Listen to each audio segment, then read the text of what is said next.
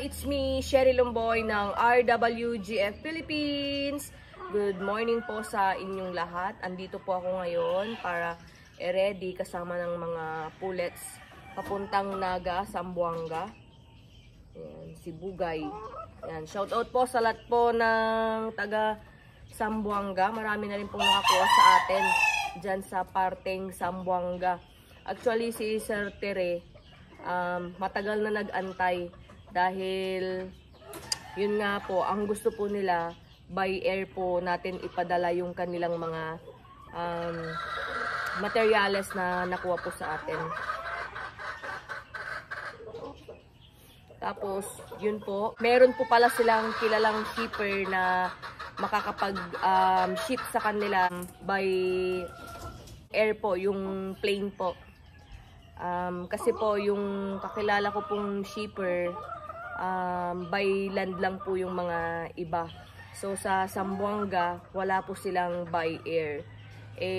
May kilala pala si Sir Tere na shipper. Kaya si Sir Tere talaga, pinatagal pa po bago pa po ma-ship yung mga materyales po ninyo. So ayun, makakarating na rin po sa kanila. Sana safe sila na makarating sa inyo, hindi sobrang stress. Ayan, katamtaman lang po yung katawan niya.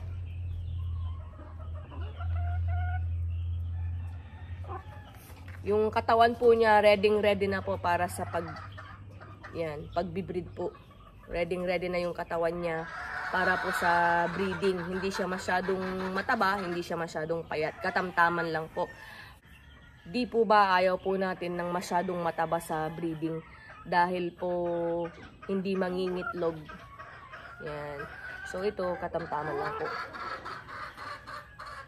Muupo na, ready na rin po siya.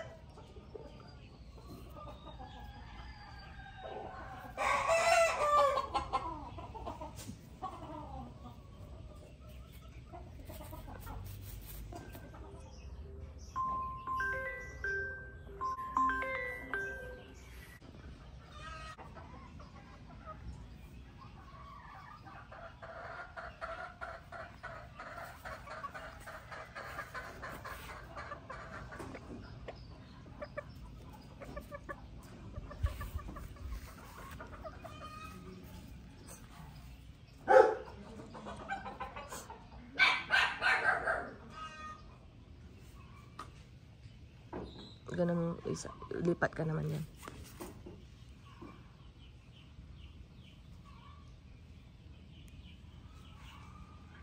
Okay, yung isa Raymond.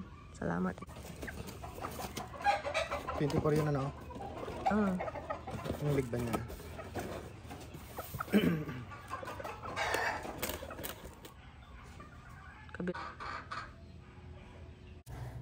Maraming salamat po Sir Terry Unel at sa kapatid po ninyo. Andito na po yung pick up ng inyong mga materyales. Yan, for breeding purposes only. Maraming salamat po sa lahat po ng nanood at sa walang sawang sumusubaybay sa aking mga vlog.